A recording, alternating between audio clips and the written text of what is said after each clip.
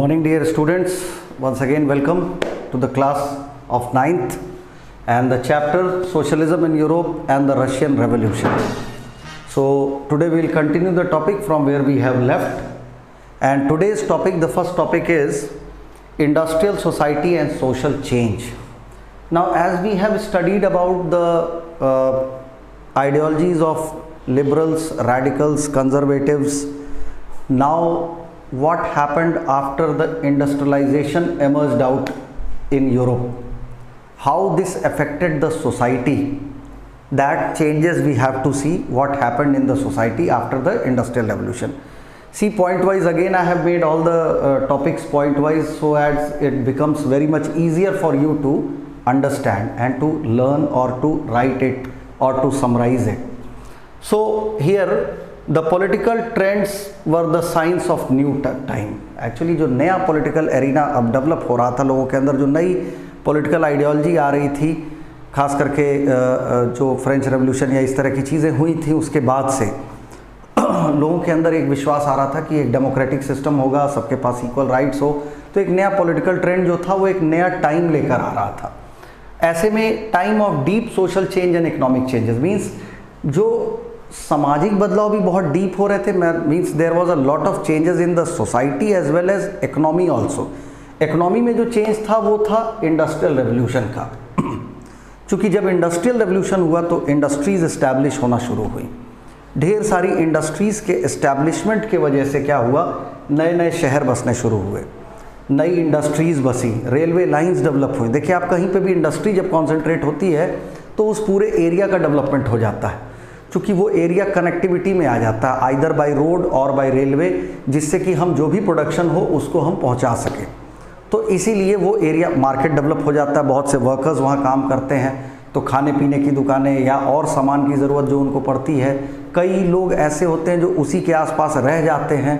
तो इस तरीके से वो शहर डेवलप होने लगता है, वो इंडस्ट्री डेवलप होने लगती है, और इनफैक्ट उसके साथ साथ और भी इंफ्रास्ट्रक्चर फैसिलिटीज़ डेवलप होती हैं, जैसे रेलवे लाइंस को लिया गया. तो इस सोशल चेंज ने, इस इंडस्ट्रियल रेवोल्यूशन ने किया क्या, it brought men, women and children to the factories.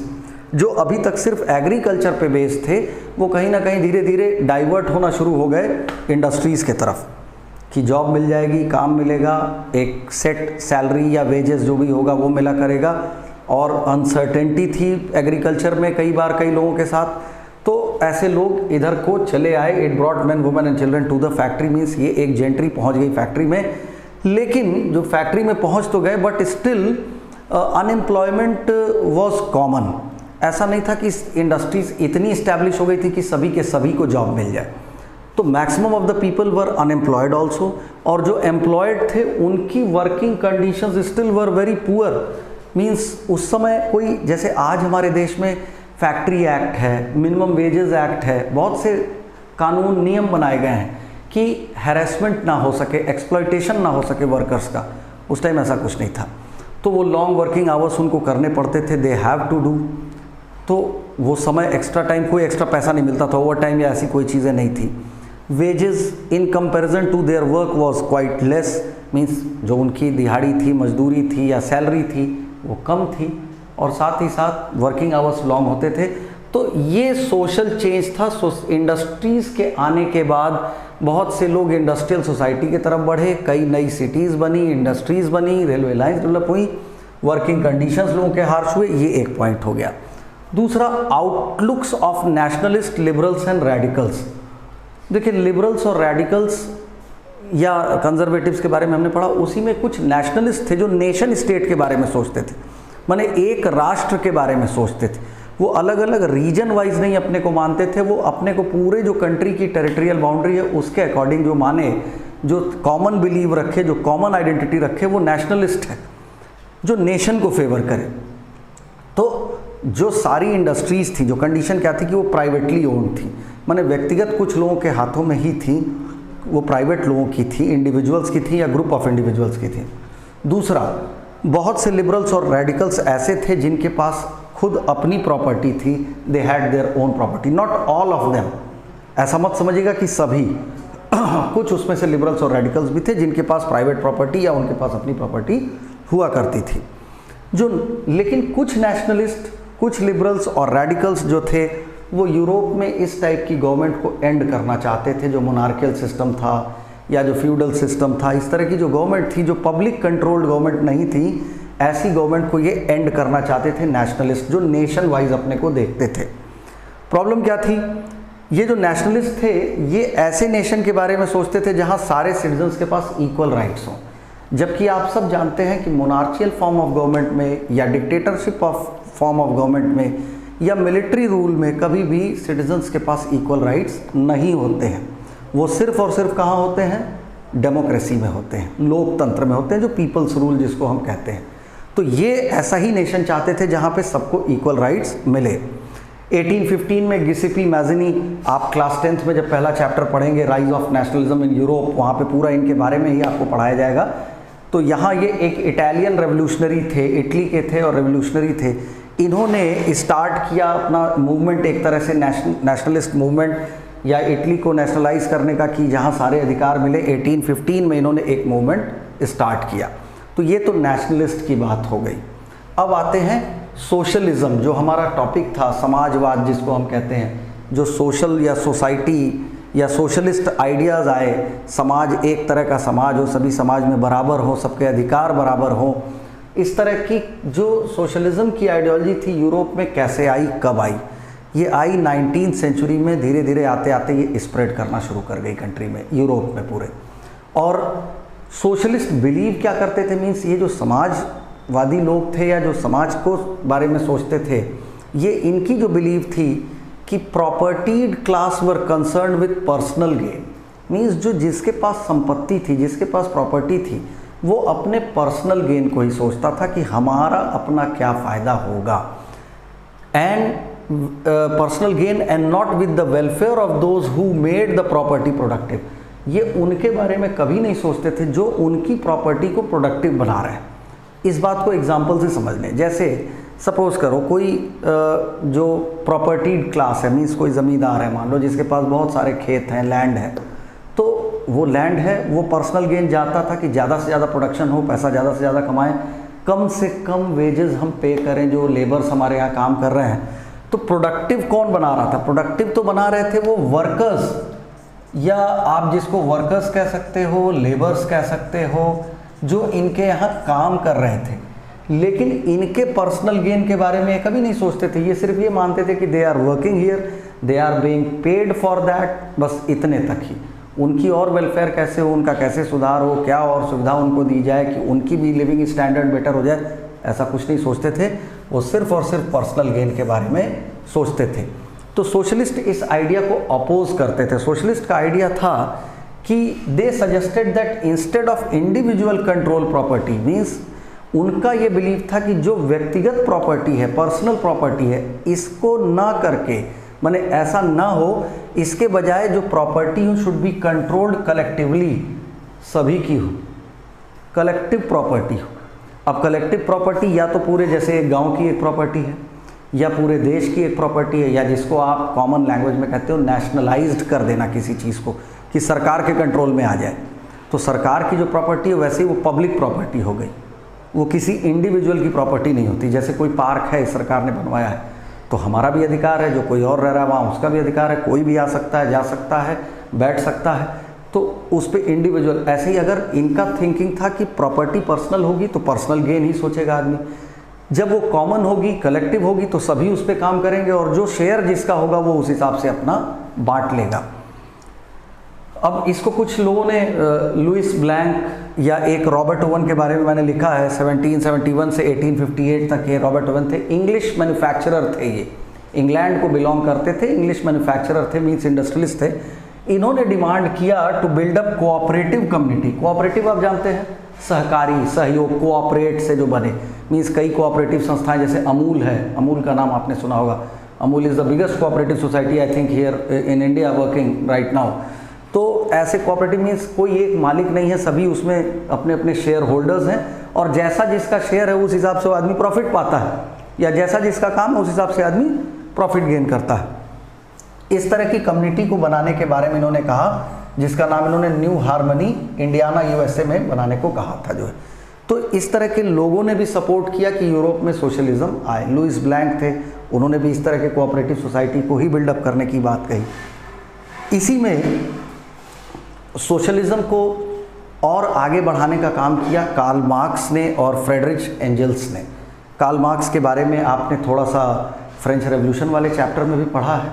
Socialist idea या कम्युनिस्ट आइडिया, ये लोग कम्युनिस्ट थे, जो कम्युनिस्ट आइडियोलॉजी है, तो ये उस आइडियोलॉजी को फॉलो करते थे। बेसिकली कार्ल मार्क्स या फ्रेडरिच एंजल्स की जो बिलीव थी, जो ये सोचते थे, जो आइडियोलॉजी थी इनकी, वो ये थी कि इंडस्ट्रियल सोसाइटी जो थी वो कैपिटलिस्ट सोसाइटी थी। कैपिटलिस्ट मीन्स पूंजीपतियों की, जो लोग पैसे वाले हैं, जो पैसा लगा ले रहे हैं, वो उन्हीं की इंडस्ट्रियल सोसाइटी है।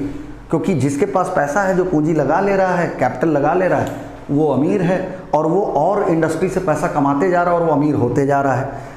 और profit of the capitalist was produced by workers. लेकिन ये मानते थे कि पैसा तो उसने लगा के इंडस्ट्री खड़ी कर दी, लेकिन जो उसकी प्रॉफिट जनरेट हो रही है वो किसके थ्रू जनरेट हो रही है? वर्कर्स के थ्रू जनरेट हो रही है, जो लेबर्स हैं उनके थ्रू जनरेट हो रही है। तो और कंडीशन जो थी वर्कर्स की वो इम्प्रूव नहीं हो रही है। कंडीशन इम्प्रूव किसकी हो रही है? इंडस्ट्रियलिस्ट की हो रही है, या कैपिटलिस्ट की हो रही है, या रिच एग्रीकल्चरिस्ट की हो रही है। और वर्कर काम कर रहा है, चाहे वो फील्ड में काम कर रहा हो एग्रीकल्चरल, और या वो इंडस्ट्री में काम कर रहा हो, उसकी कंडीशन वर्स्ट की वर्स्ट बनी हुई है। तो इन्होंने उसके सपोर्ट में आवाज़ उठाना शुरू किया। इनकी आइडियोलॉजी थी कि जो भी प्रोडक्शन यूनिट्स हैं, जितनी भी इंडस्ट्रीज हैं, सबको नेशनलाइज कर देना चाहिए, कि जो भी देश में प्रोडक्शन हो रहा है वो नेशनलाइज्ड हो जाए, गवर्नमेंट कंट्रोल्ड हो, गवर्नमेंट सबको सैलराइड बेसिस पे रखे, जिससे कि किसी इंडिविजुअल की ही ग्रोथ सिर्फ ना हो जो पैसा लगाया है, सरकार का भी ग्रोथ हो, जो लोग काम कर रहे हैं वो भी पाएँ, और जैसा प्रॉफिट बढ़ते जाएगा वैसे वैसे शेयर बढ़ते जाएगा।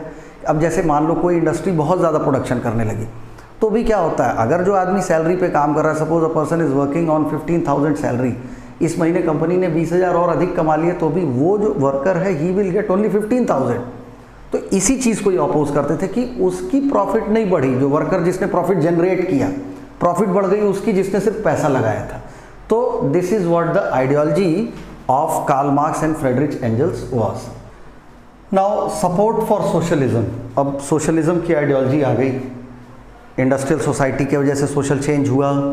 बाद में जैसे मैंने कहा Karl Marx, Friedrich Engels, Robert Owen, Louis Blanc, इस तरह के सोशल रिफॉर्मर्स ने भी जो थ्योरी प्रेजेंट की सोसाइटी में कि इंडिविजुअल प्रॉपर्टी जो है वो एक तरह की लॉस है, वो सिर्फ एक कुछ सीमित लोगों को गेन पहुंचा रही है, तो अब सपोर्ट में भी आने लगे लोग। और सोशलिस्ट ने क्या किया, ये सपोर्ट लेने के लिए एक इंटरनेशनल बॉडी तैयार की जिसका नाम रखा second international.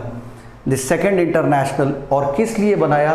To spread their ideas and to coordinate with other countries और द मेंबर्स ऑल्सो।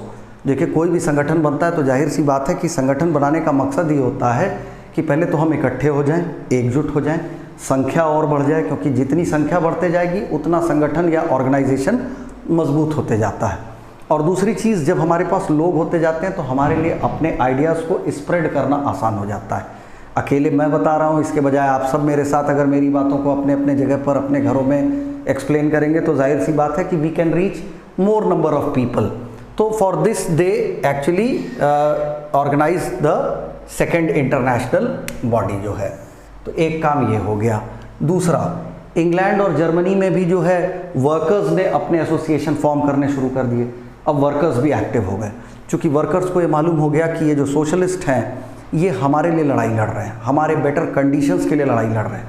तो वर्कर्स एसोसिएशन बनने शुरू हो गए, जो लेबर ऑर्गेनाइजेशंस आप कह सकते हो, इस तरह के बनने शुरू हो गए। और किस लिए बन रहे थे, क्या डिमांड थी? उनकी डिमांड थी better living and better working conditions. Workers यही डिमांड कर रहे थे अपने एसोसिएशन बना के, संगठन बना के, कि हमारी भी लिविंग कंडीशंस बेटर हो जाए, वर्किंग कंडीशंस बेटर हो जाए जो है। जर्मनी में इन लोगों ने सोशलिस्ट डेमोक्रेटिक पार्टी से एक तरह से अलायंस किया, लगाव लिया, जोड़े उससे अपने आप को। और 1905 तक जाते जाते बहुत से ट्रेड यूनियंस माने व्यापार संगठन बनने लगे, या लेबर पार्टी बना दी गई, पॉलिटिकल पार्टीज बननी शुरू हो गई लेबर्स की जो है। लेबर पार्टी, सोशलिस्ट पार्टी भी बनी, सोशलिस्ट पार्टी भी बनी, यहाँ मैंने लिखना भूल गया था, सोशलिस्ट पार्टी, लेबर पार्टी और ट्रेड यूनियंस, ये तीन चीज़ें बननी शुरू हो गई, जिससे कि सपोर्ट जो था सोशलिज्म को वो बढ़ गया जो है। अब आते हैं हम लोग अपने पार्ट पे, रशियन रेवोल्यूशन के पार्ट पे, और उसकी बहुत सी कंडीशंस हैं एक्चुअली, लेकिन आज इतने दोनों टॉपिक को ही देखा जाएगा। तो रशियन रेवोल्यूशन एक्चुअली स्टार्ट हुआ, जो रशियन गवर्नमेंट थी हमारी, that was taken over by socialist. Socialist ने टेक ओवर कर लिया, मीन्स उस पर एक तरह से कह लो कंट्रोल कर लिया, या जो मोनार्कियल सिस्टम था उसको हटा दिया, वो अक्टूबर रेवोल्यूशन के थ्रू जो 1917 में हुआ। आज का क्वेश्चन आपका यही है जो आपको कमेंट बॉक्स में लिखना है, year of October revolution. You have to write the year of October revolution. इसी अक्टूबर रेवोल्यूशन को ही जो है, जैसे यहाँ मैंने लिखा भी है, इसी अक्टूबर रेवोल्यूशन को ही नॉर्मली हम रशियन रेवोल्यूशन कहते हैं। दो तरह के रेवोल्यूशंस हुए थे एक्चुअली रशिया में। एक अक्टूबर रेवोल्यूशन हुआ था, जिसके कुछ टॉपिक्स, एक टॉपिक आज पढ़ लेंगे, कुछ हम लोग नेक्स्ट क्लास में पढ़ेंगे, और उसके बाद एक फरवरी रेवोल्यूशन हुआ था। दोनों रेवोल्यूशन को रशियन रेवोल्यूशन ही माना जाता है, क्योंकि रशिया में हुआ, वर्कर्स के राइट्स के लिए हुआ, और चूंकि यहाँ पे आगे उसकी कंडीशंस बताई गई, अभी मैं आता हूँ इस टॉपिक पे। तो ये October revolution of 1917 is known as the Russian revolution. You have to write the year of the October revolution in the comment box. So fall of monarchy, जो मोनार्ची थी मीन्स राजशाही जो थी, जो राजा जो किंगडम था, वो एंड हुआ फरवरी 1917 में, ख़त्म हो गया, और सोशलिस्ट ने टेक ओवर कर लिया गवर्नमेंट को। अब ये तो हो गया रशियन रेवोल्यूशन का कि कैसे हो। अब उसके कंडीशंस क्या थे? कंडीशंस कई थे, जैसे यहाँ पे मैंने रशियन एम्पायर इन 1914 बताया है। इसके बाद हम लोग इकोनॉमी और सोसाइटी अगले क्लास में, इस सिचुएशन ऑफ वर्कर्स, ये सोशलिज्म इन रशिया, ये टॉपिक्स हम लोग नेक्स्ट क्लास में पढ़ेंगे। एक टॉपिक उसका आज कवर कर लेंगे हम लोग, क्योंकि बड़ा चैप्टर है, धीरे धीरे करते हुए ही इसको ख़त्म किया जाएगा, कोई जल्दी नहीं की जाएगी इस चैप्टर को पढ़ने में।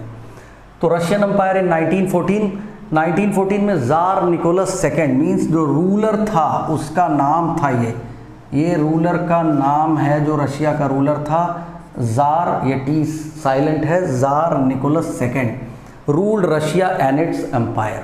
उस समय में जब ये सोशलिस्ट ने टेक ओवर किया, तो टेक ओवर 1917 में किया, 1914 में जो रूल था उस समय वो ज़ार निकोलस सेकेंड का था, और रशिया और मॉस्को सहित उसके एम्पायर पे, एम्पायर बहुत बड़ा था। प्रेजेंट डे का फिनलैंड, लाटविया, यूक्रेन आज के डेट में आपने नाम सुना होगा, बहुत सी हथियारों की खरीद आज के डेट में भारत या अन्य देश करते हैं वहाँ से। Belarus, Estonia, parts of Poland, ये सब जो है आपके आते थे रशियन एम्पायर में ही। और ज़ार निकोलस सेकेंड का रूल जो एम्पायर थी ये पूरी यहाँ तक थी, चाहे वो फिनलैंड हो, लाटविया हो, बेलारूस हो, यूक्रेन हो, पोलैंड हो, ये सभी रशियन एम्पायर में आते थे। तो ये ज़ार निकोलस की इंट्रोडक्शन हो गई। ये रशियन रेवोल्यूशन के पहले की चीज़ें हैं कि कैसे कंडीशंस बनी इस अक्टूबर रेवोल्यूशन की, या क्यों बनी, तो उस कंडीशंस को हम पढ़ रहे हैं अब। तो रशियन एम्पायर जान गए, रशियन रूलर को जान गए। मेजर रिलीजन उस समय क्या था? मेजर रिलीजन जो था वो रशियन ऑर्थोडॉक्स क्रिश्चियनिटी थी। ऑर्थोडॉक्स क्रिश्चियनिटी, जिसको आप कह सकते हो कैथोलिक्स, मीन्स हमारा जो क्रिश्चियन धर्म है वो भी दो सेक्ट में बटा हुआ है, एक कैथोलिक्स हैं और एक प्रोटेस्टेंट्स हैं। प्रोटेस्टेंट्स जिसको स्टार्ट किया मार्टिन लूथर किंग जूनियर ने, जिसने प्रोटेस्ट करके बनाया था, जो रिचुअल्स थे, जो मान्यताएं जो थी कुछ ईसाई धर्म की, जो ऑर्थोडॉक्स रूढ़िवादी या पुरानी परंपराएं थी, उसका उसने विरोध किया। आगे 10th के चैप्टर में आप पढ़ेंगे प्रिंट कल्चर में। तो उसको जो विरोध किया वो जाके बनाया उसने प्रोटेस्टेंट्स। तो धर्म तो कई धर्मों के लोग रशिया और उसके एम्पायर्स में रहते थे, जैसे प्रोटेस्टेंट्स भी थे, मुस्लिम्स भी थे, बुद्धिस्ट भी थे, लेकिन मेन जो थे, जो पावर में आप कह सकते हो या मेन रिलीजन जो था वो कैथोलिक्स का था, क्योंकि रशियन ऑर्थोडॉक्स क्रिश्चियनिटी, ऑर्थोडॉक्स मानने वाले कैथोलिक्स ही होते थे जो क्रिश्चियन कैथोलिक्स थे। बाकी प्रोटेस्टेंट क्रिश्चियंस भी थे, मुस्लिम्स भी थे, बुद्धिस्ट भी थे। तो ये हो गई रशियन एम्पायर की introduction. Now I will tell the name. Now the names of the students, those who have commented on this video, last part 1, Aparna Shukla, Harsh Tiwari, RSH, ये किसने नाम अपना बताया था, दोबारा से मैंने कहा था कि नाम ज़रूर आप डाला करो, आईडी मत डालो आप सिर्फ अपनी। Right your names below who has commented. तो इस चीज़ का ध्यान रखें आप, क्योंकि मेरे लिए ये याद कर पाना बहुत मुश्किल है कि किस आईडी पे किसका नाम है जो है। या मैं फ़ोटो व्यू कर पाऊँ कि इस समय किसकी फ़ोटो प्रोफाइल में लगी हुई है। तो please write your names instead of only writing और सेंडिंग विथ योर आईडीज़। और then we have Firoz Alam, Anshika Tripathi, then Pratha Ojha, Khushi Singh, Raj Pande, Shashank, then Yuvraj Pal Singh, ये ट्रिक्स, ये आईडी हैं जो है, ये क्वेश्चंस बहुत इनके आते रहते हैं, very good. Vaibhav Singh, then Sukrit Ghosh, Shreyanshi, Anamika Chauhan, Saloni Gupta, Arvind Shah, Ayush Shahi, then Yashi Dwivedi, Nikhil Singh, Akshansh Aman, DK Singh by Harshit Singh. So these are the students, very good बेटा, आप कमेंट करते रहिए ऐसे ही, और काम भी थोड़ा और बढ़ाइए, बहुत से लोगों का अभी भी काम नहीं आ रहा है, असाइनमेंट बहुत छोटे छोटे जा रहे हैं, बार बार मैं वीडियोज़ में कह रहा हूँ, just do your work and submit it on time. So good bye and thank you.